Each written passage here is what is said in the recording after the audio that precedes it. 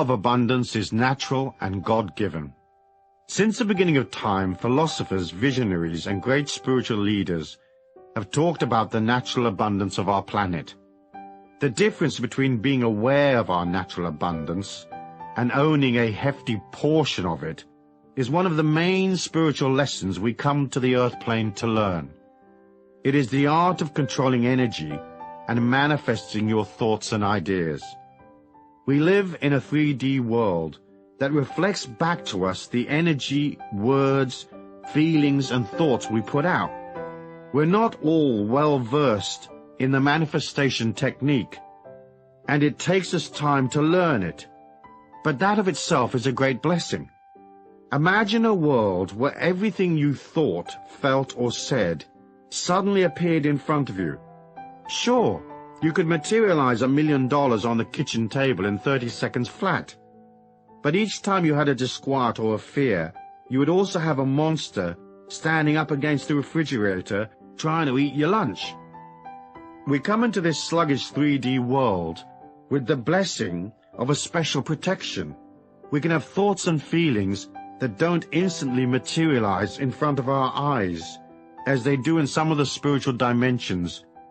So the fact that you can't just materialize money may seem a hindrance, but it's also a part of a greater protection, which allows you to learn the art of manifestation without getting hurt in the process.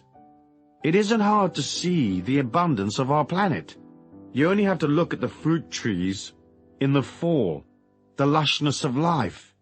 We know that money is not rare, and that abundance is natural. Buckminster Fuller calculated that if all the wealth of the world were divided equally among its citizens, each and every one of us would be a millionaire. It's natural, therefore, for everybody to be abundant. Our natural state is rich. The thing that gets in our way are the feelings of lack, despair, confusion, and the inability to master the marketplace of life. More often than not, we get in our own way by placing in our thinking obstacles, detrimental ideas, and strange resentments that we have to clamber over to get to the honeypot. I'm sure by the end of this book we will have sorted that out, and you'll remember what you already know, namely that life is energy, money is energy, and there's plenty of both. Start by reminding yourself that there's loads and loads of money around. Perhaps it sounds a bit silly, but you ought to begin every day by telling yourself there is no shortage of money. In fact, there are untold trillions of dollars, yen, pounds, D-marks, and so on swishing about, more than you could ever spend. It's vital to understand that, and to remember that there are millions of millionaires. Lovely, rich people to whom you can sell ideas, products, energy, and so become a millionaire yourself. We've been programmed by the system to believe that there are shortages and lack, and that uncertainty is normal. It is not. The idea is a psychological racket designed to control people and keep them in line by making them fearful. Don't buy it. Most people suffering from a limited mindset have no comprehension of just how much money there actually is available to anyone with the will to step up and collect. Look at the ancient holy books. You will see they are full of hope and positive expectancy and abundant affirmations. In the Bible, for example, the words of Jesus are abundant. He lived in abundant times. There's no place in the Bible which says that Jesus wasn't making ends meet, even though Joseph and Mary were supposedly poor at the time of his birth. However, because we're taught a fear of power, it is naturally assumed that somehow money is evil, that rich people are dishonest and crooked, and that they feed upon little people. While the economic forces of our planet are certainly stacked in favor of the big institutions and governments, there's nothing stopping each one of us from gathering our fair share. It's hard to align to money if you think it's evil and nasty. But once you come to understand that money is neutral, that abundance is natural and spiritual, it's easy to see that having money does not necessarily deprive someone else. Many of the greatest teachers have given credence to this idea that abundance is spiritual, and that it is your feelings and your thoughts that create the abundance for you. In fact, if you're wealthy, more often than not, you will be disposing of your money commercially and charitably, supporting people around you, and adding to the overall velocity and flow of wealth. There are trillions of dollars zipping about electronically on any given day. Those electronic signals are literally passing through your body right now, as are all the TV and radio signals that are in your local area. If you stop and think about the millions flowing through your hands right now, imagine making a slight flick of the wrist in order to halt some of that loot in transit, so it sticks in the palm of your hand. A flick of the mind is faster than a flick of the wrist. Money is good. Greed is not good. However, there's no reason why you can't be very rich, stinking rich in fact, and still be extremely spiritual and a wonderfully generous person, aligned to the God force, with a huge heart and compassion for everyone you meet. One of the inner concepts we have to grasp early on is that the whole of our reality exists in a wave-particle duality. What the wave-particle duality means at a quantum level is that our supposedly solid reality is not actually solid at all. That everything exists in an oscillation or a hazy wave. It is ill-defined. This hazy wave condition remains the same until a particle is observed, whereupon it changes from being somewhere in a hazy state to being solid and existing in a defined place. The metaphysics of money and our ideas around money and abundance follow much the same path as the laws of quantum physics. In order for money to become part of your life, it has to go from a hazy wave state of ideas, dreaming, wishing, yearning, and vague maybes, into a solid state, a dollar bill, credit in your bank account, a coin in your pocket. If you can convince yourself at the very deepest level of your being that there is no lack, no unfairness, no discrimination, that making money isn't hard, you suddenly open yourself to greater wealth. This is because you've collapsed your self-denial, your aversions and resentments, and you've flipped from the insecure, hazy wave state that says, "Where's the rent coming from?" to the solid particle state. Suddenly you know it's coming, 'cause the check's in your hand. In collapsing your hazy wave money dysfunction, you open yourself to endless points of abundance. This simple click of the mind opens the door metaphysically. Remember, all points of abundance, points in our 3D reality where money is actually delivered, where transactions take place, are solid particle states, not hazy waves.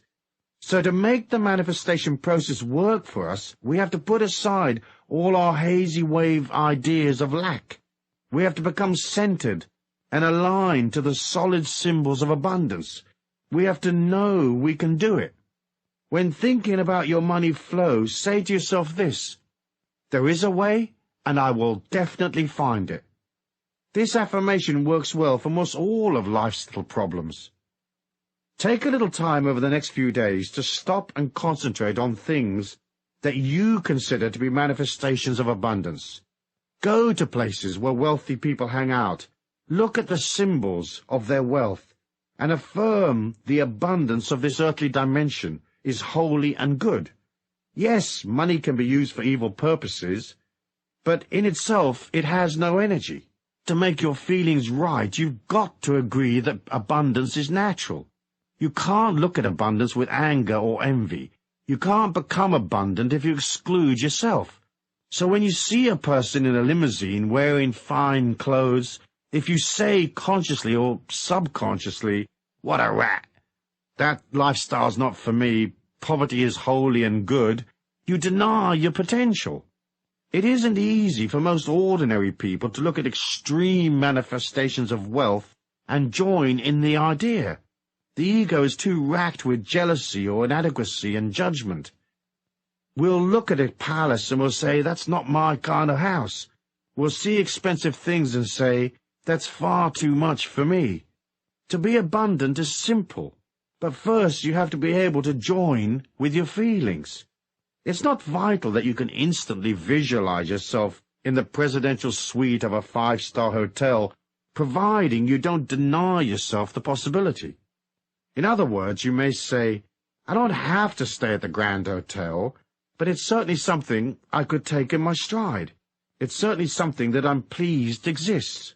Moreover, I'm thrilled for the people checking into the presidential suite right now. In this way, you switch from the negative affirmation that money is bad and poverty holy to the idea that money is neutral, that abundance is natural and God-given. So, acknowledging abundance as a daily affirmation is a part of your disciplined action plan. Everyone can get their head around the idea that abundance flows. We watch it daily, flowing and not flowing. Here's the subtle trick to being in the flow. But first, let me remind you that a positive attitude goes almost without saying. The more you moan and affirm you don't have enough money, the more it slips from your grasp. Maddening, really. For when it slips away, that of itself becomes a negative affirmation of how unfair the system seems to be. Of course, it isn't unfair. It's just energy in motion, responding to feelings. To those that have, more shall be added, and to those who don't have, a chunk will be taken away. So the first rule of flow is to constantly tell your mind you are rich. There are many manifestations of wealth that aren't necessarily cash. Love, friendship, nature, sweet sensations, pleasing emotions, etc., etc. Rich is a way of viewing life. So tell yourself, I want to view the world with a kindly eye. I want to view it richly. Remember, your unconscious mind, the powerhouse of your soul, doesn't know if you're rich or not. If you tell it you're rich, it will accept that as gospel. You have to believe in luck and flow and goodness, even when cash-wise, things might be bloody awful. Perhaps it goes against the grain, but if you see your affirmations as just that, affirmations, you can affirm your abundance and good fortune even when things look a bit dodgy. The poorest person has things to be thankful for, so affirming your abundance is an act of gratitude and humility, as well as a way of keeping yourself in the flow. People get into trouble understanding flow because they can't tell the difference between effort and struggle. So they'll get an idea, and everything tells them it's not working, and yet they plug away, doggedly going through the agony of it all, because someplace back there somewhere, someone told them that whacking their head against the wall was an honorable way of conducting themselves. Not quite so. Struggle causes a lot of pain, because it involves a lot of negative emotion. Struggle is also very hard work. All ideas that are holy and good and honest, ideas that serve humanity and yourself, will have a positive energy of their own. When you head out to materialize a money-making plan, it will gather momentum. It's as if the universe at large leads you step by step, showing you the way. That's flow. You meet the right people. You sit in the right seat on the plane, and next to you is the very person you need to connect with. It's a wonderful thing watching flow in motion. We all know what it looks like. When it's working, the trick is to be able to pull back when things aren't flowing. As I said in my little book, Life Was Never Meant to Be a Struggle, struggle is effort laced with emotion. As humans, we are required to exert effort to get things done. So if you're cycling up a hill delivering loaves of bread, you'll expend calories pedaling. Effort is natural. When one's energy expenditure gets wrapped in loads of negative emotion, that's when you flip to the unnatural, from effort to struggle. At that point, you should pull back and ask yourself loads of simple questions, questions that highlight silliness. Of course, you need perseverance when times are tough, but perseverance mustn't trip you into negative emotion. That will destroy your dream real quick. So if things aren't flowing, watch the signs very carefully. What little adjustments can you make to get things moving? Is your plan realistic? Do you have the wherewithal to pull it off? Are you missing some component? If you're missing a piece of the jigsaw, what does that piece look like? Is the piece inside you, or where will you get the bit you need? It's okay to go up the path a little way, only to discover it's not right for you. As long as you realize when things aren't working, and pull back. The trick is to evaluate and ask yourself, is this a stupid idea or not? Am I going about it arse backwards or what? Do I need this suffering, or is my suffering voluntary? Remember, it's not a defeat to pull back when things aren't right. You can always wait for things to change. The fool plugs away regardless of the signs.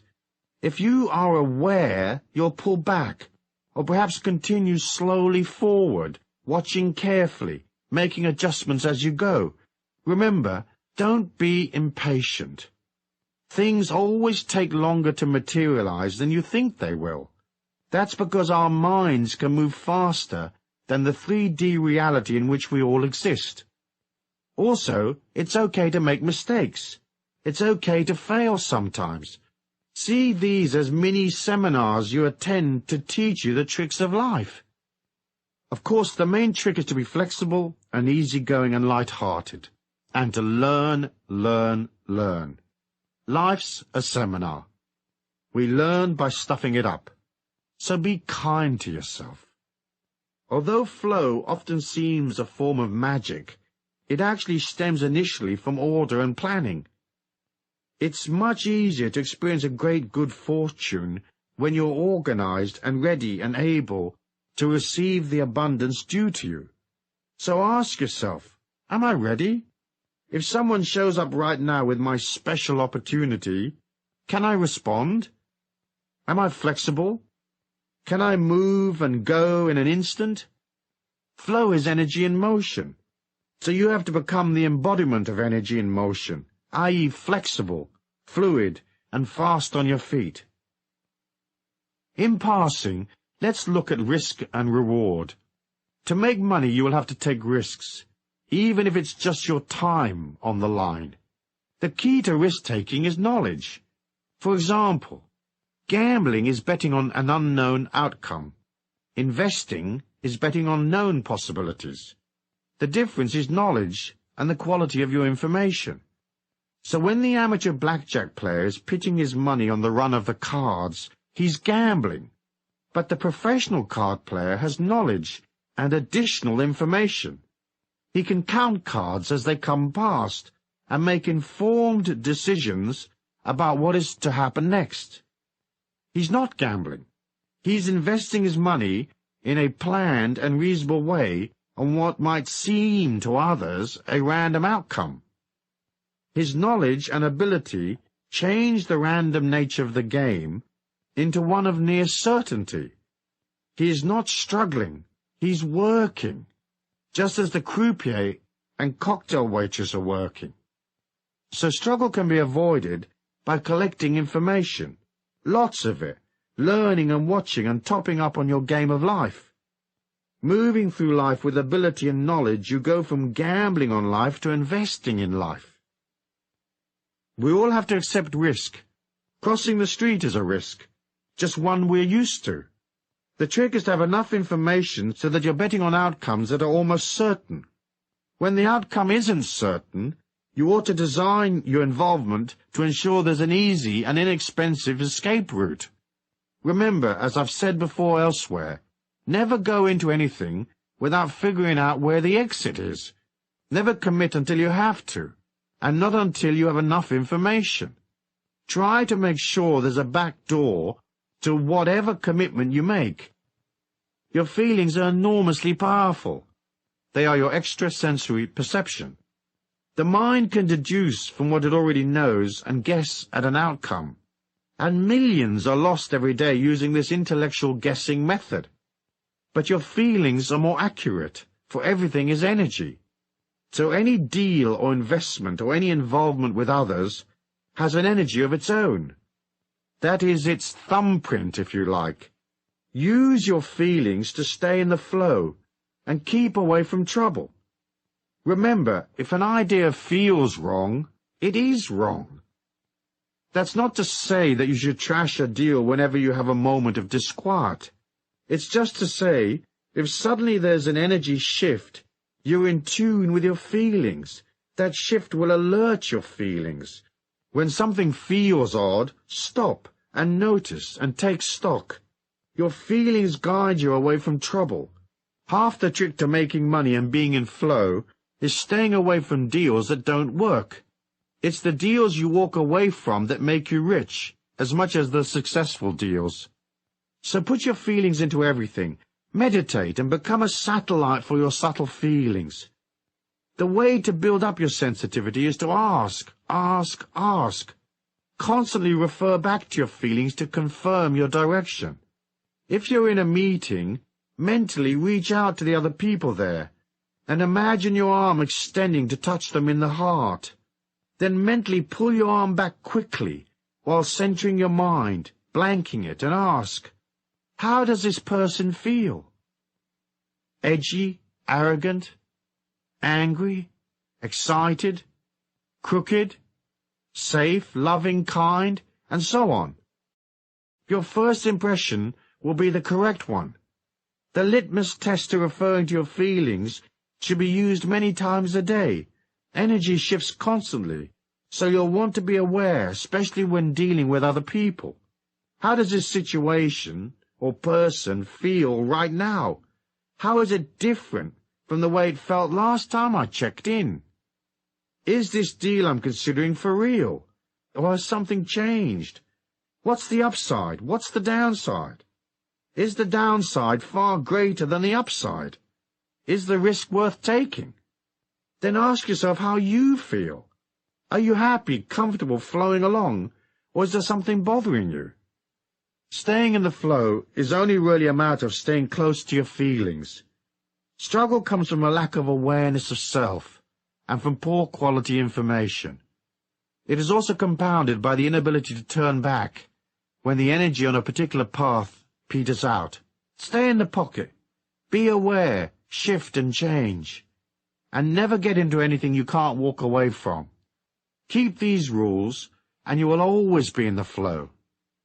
The action of flow is one of being alive and aware, ready to step forward fearlessly. You have to move towards your target, so do something each and every day that improves your situation and takes you closer to your dream. Sometimes that action may just be a simple thing that grants you more stability or more order, like perhaps you take a day out to tidy up your paperwork. Order of itself is a positive thing, is it not? Rarely do opportunities find you. Usually you have to be moving towards them. So heighten your ability to stay in the flow by heading out, talking to people, making contacts, stepping out from where it's safe and cozy, pushing against your comfort zones, reaching out. That's how the faucet of flow is turned on, by generating energy each day so that the universe at large can engage its magnificent laws and deliver to you even more energy. Try this. As well as moving towards your goals physically, through action, say, simultaneously clear a path on an inner level by blowing love and light out ahead of you. For example, if there's a person in your way, your boss say, start every morning by sitting quietly and seeing her or him in your mind's eye. Bring them up close to you so you're almost eyeball to eyeball. Then breathe a long breath in and expel that breath out into their heart. No matter how antagonistic you may feel, send them light and love. Do that ceremoniously 11 times. They will change. You'll see. If you need them out of your way, Don't wish them harm or evil. Just do this. After you finish the 11 breaths, visualize them very small, in the palm of your hand. Look down on them from above. Look at them standing there in your hand, an inch high, say. Then hold your hand up to your mouth and expel a short, sharp breath at them. Literally, blow them away, saying, I release you with love and light. Go in peace to your highest good. But go! Using this method, I got rid of a bothersome IRS tax agent who'd been harassing me for 18 months. A few days of this metaphysical hurricane, and he quit the service. The next bloke assigned to my case was so overworked and confused and stressed out that he closed my file with no more objections. If, say, you're off to an important meeting today, breathe in the location if you know it. See it in your mind's eye if you've been there before, or visualize the people, or at worst, just imagine the meeting. Breathe in 11 times and see love and light to that location. Remember to tell your mind approximately what time the meeting will be. So say, I'm projecting this love and light to such and such a location for use between the hours of noon and 2 o'clock or whatever. Use your inner power equally with your outer strength. That inner power places good energy ahead of you. It gets rid of dodgy people and helps close the gap between you and money,